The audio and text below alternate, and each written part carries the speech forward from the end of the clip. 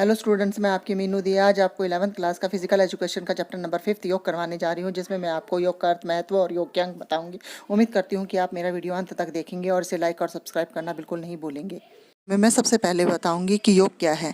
योग शब्द की उत्पत्ति संस्कृत की भाषा के मूल शब्द युज से हुई है, जिसका अर्थ है जोड़ना या मिलाना, अर्थात आत्मा का परमात्मा से मिलना ही योग कहलाता है। पतंजलि के अनुसार योग चित्रवृत्ति निरोध है, और महर्षि वेद व्यास के अनुसार योग समाधि है, और भगवत गीता में श्री कृष्ण ने कहा है कि योग क्रमसु कौशलम, अर्थात योग से ही हमारे सारे कर्मों में कुशलता हासिल होती है। इसके बाद मैं आपको बताऊंगी कि योग का क्या महत्व है।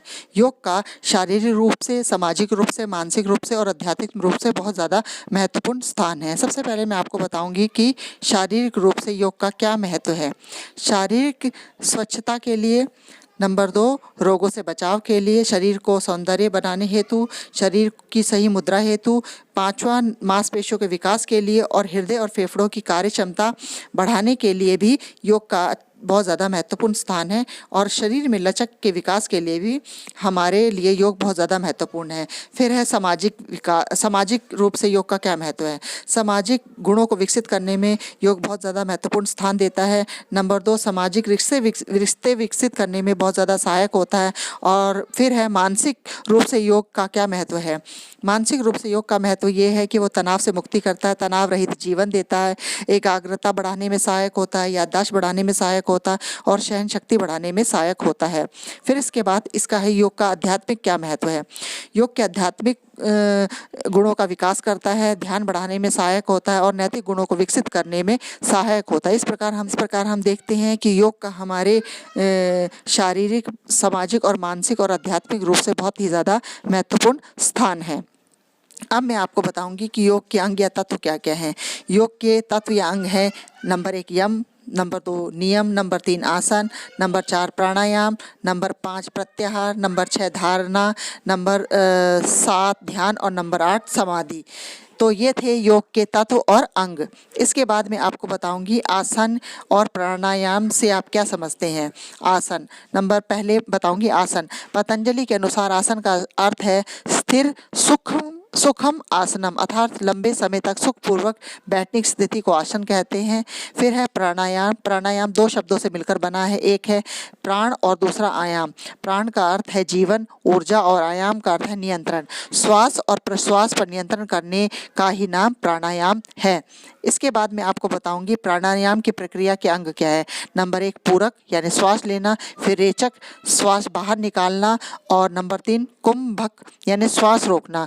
ये प्राणायाम प्रक्रिया के 3 चरण हैं। इसके बाद मैं आपको बताऊंगी कि यौगिक क्रिया यानी शुद्धि क्रिया किसे कहते हैं। यौगिक क्रिया शरीर की आंतरिक व बाहरी शुद्धिकरण की एक प्रक्रिया है, जिसे हम षटकर्म क्रियाएं भी कहते हैं। इसके बाद मैं आप बताऊंगी यौगिक क्रियाएं क्या कौन कौन सी हैं। नंबर 1 नैतिक, नंबर 2 धौतिक क्रिया, नंबर 3 बस्ती क्रिया, नंबर 4 नौली क्रिया, नंबर 5 त्रैटक क्रिया, नंबर 6 कपाल भारती क्रिया। तो ये है यौगिक क्रियाएं, नैतिक क्रिया, धौतिक क्रिया, बारित क्रिया, नौली क्रिया, त्रैटक क्रिया और कपाल भारती क्रिया। इसके बाद मैं बताऊंगी आसन व प्राणायाम के नाम क्या क्या लाभ हैं। किस आसन और प्राणायाम के हमारे जीवन में बहुत ज़्यादा लाभ है। नंबर 1 एकाग्र शक्ति में सुधार करता है, ये शरीर मुद्रा में सुधार करता है। नंबर 3 हमारी चोटों से बचाव करता है। नंबर 4 लचक में सुधार करता है। नंबर 5 श्वसन संस्थान की कार्य क्षमता में सुधार करता है। नंबर 6 हृदय व फेफड़ों की कार्य क्षमता में सुधार करता है। नंबर 7 संपूर्ण स्वास्थ्य में सुधार करता है। नंबर 8 थकान से मुक्ति देता है। नंबर 9 संपूर्ण शरीर संस्थान में सक्रियता लाता है। अर्थात जिस प्रकार योग के लाभ हैं, उसी प्रकार आसन व प्राणायाम के भी वही लाभ हैं। इसके बाद मैं आपको बताऊंगी ध्यान के लिए योग संबंधी आसन कौन कौन से हैं। सबसे पहले मैं बताऊंगी ध्यान क्या है। ध्यान एक ऐसी क्रिया है जिसमें बिना किसी विषयांतरण के एक समय के दौरान मस्तिष्क की पूर्ण एकाग्रता हो जाती है। ध्यान मस्तिष्क की पूर्ण स्थिरता की एक प्रक्रिया है, जो समाधि से पूर्व की स्थिति में होती है। अर्थात हम एकाग्रचित होकर किसी चीज़ का ध्यान करना ही ध्यान कहलाता है। ध्यान के लिए योग, ध्यान योग में ईश्वर प्राप्ति का एक साधन माना गया है। ध्यान योग का 7वां अंग है, जो समाधि से पूर्व की अवस्था है। आध्यात्मिक विकास के लिए ध्यान का प्रयोग किया जाता है। ध्यान करने के लिए सुखासन त्रिभुजासन पद्मासन का प्रयोग किया जाता है। एक प्रकार के आसन शांत वातावरण में किए जाए तो मनुष्य का मन शुद्ध और स्वच्छ होता है और यह समाधि की स्थिति में पहुंच जाता है तथा वह स्वयं को भूल जाता है और ईश्वर में लीन हो जाता है। सबसे पहले नंबर 1 सुखासन। सुखासन 2 शब्दों से मिलकर बना है, सुख जमा आसन जमा सुख इक्वल टू सुखासन। यहाँ पर सुखासन का शाब्दिक अर्थ होता है सुख को देने वाला आसन। इस आसन को करने से हमारी आत्मा को सुख और शांति प्राप्त होती है, इसीलिए इस आसन का नाम सुखासन कहा जाता है। यह ध्यान और श्वसन के लिए लाभदायक है। इसके बाद है तड़ासन। तड़ासन को करते समय व्यक्ति की मुद्रा एक ताड़ के वृक्ष के समान होती है, इसीलिए इस आसन का नाम तड़ासन है। यह एक बहुत ही सरल आसन है, इसलिए इस आसन को सभी आयु के व्यक्ति आसानी से कर सकते हैं। अगर इस आसन को नियमित रूप से किया जाए तो आपके शरीर की लंबाई आसानी से बढ़ सकती है। नंबर 3 पद्मासन। पद्मासन संस्कृत भाषा के पद शब्द से निकला है जिसका अर्थ होता है कमल।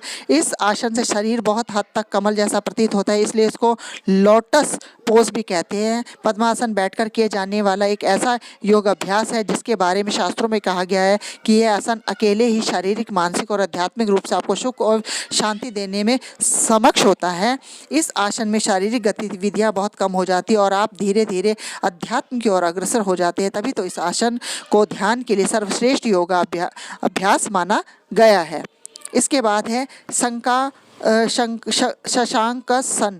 शशांक का अर्थ है खरगोश। इस आसन को करते वक्त व्यक्ति की खरगोश जैसी आकृति बन जाती है, इसलिए शशांकासन कहते हैं। हृदय रोगियों के लिए बहुत ज़्यादा लाभदायक है। नंबर 5 नौकासन।